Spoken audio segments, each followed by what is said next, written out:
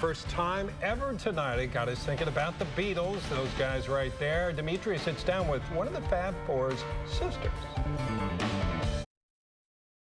You're watching WSMV Channel 4. We're about an hour away from a history-making music event. This is a live look at Bridgestone Arena, where Sir Paul McCartney is set to take the stage tonight in his first ever Nashville concert. He'll rock some new music as well as the classic Beatles songs. And for serious Beatles fans, tonight's show is considered a concert of a lifetime. 36 years ago, McCartney and his band Wings spent a few weeks in rural Wilson County. They recorded a song called Junior's Farm, but they never did a show here. These days, just getting close to a surviving Beatle is becoming a badge of honor.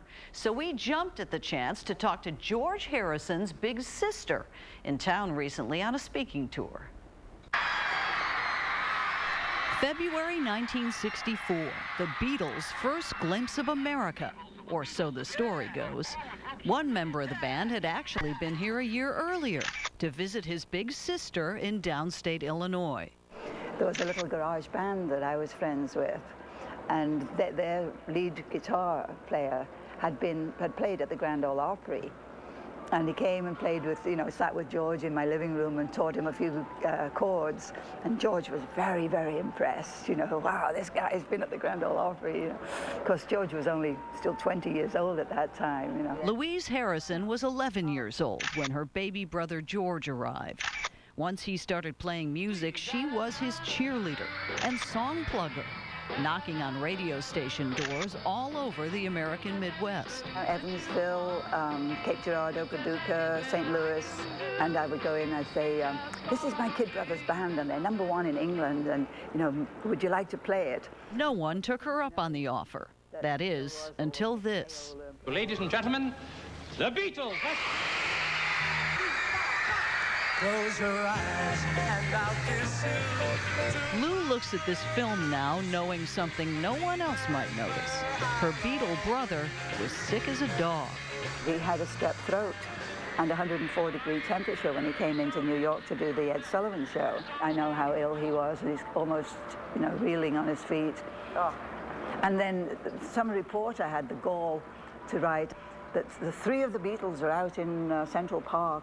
Well, the other one was overcome with overindulgence. For the next 18 months, she was on the Beatle beat for American radio. 21 major stations relied on Lou for the inside scoop on the Fab Four. The first thing I did was I called George. He was in Miami, because this was just a few days after the Ed Sullivan show. They were still in Miami. So he said, oh, well, today we were out water skiing, And so Though he's been gone nearly 9 years, Lou Harrison says not a day goes by that she doesn't hear her little brother's voice. George was the first role she cast in her own Beatles tribute band, Liverpool Legends. And she offered this advice for all the other sisters, mothers, or brothers of aspiring musicians in Nashville. My advice would be, don't worry about the fact that you're struggling. Be thankful that you're not a millionaire. Just call on me. Once you're a millionaire, you don't ever know who your real friends are. Now, Lou says the biggest misconception about her brother George is that he was the quiet Beatle. She says he was as boisterous and fun as any of the others. And tonight at 10, a story you won't want to miss. Meet the super fan who managed to record Paul McCartney rehearsing when he was here with his band back in '74. You'll hear those tapes tonight at 10. Thanks, Dimitri. I'm not sure whether I feel old or young again. The nasty weather tonight gave Paul McCartney fans quite a scare, but in the end, it didn't put a damper on their dreams to see the legend. Nashville's Bridgestone Arena was packed with thousands of people who turned out to see Sir Paul. This is his first concert in Nashville, so you can imagine how excited some of the fans were. They're the greatest rock and roll band ever, and you can see, look at the fans here.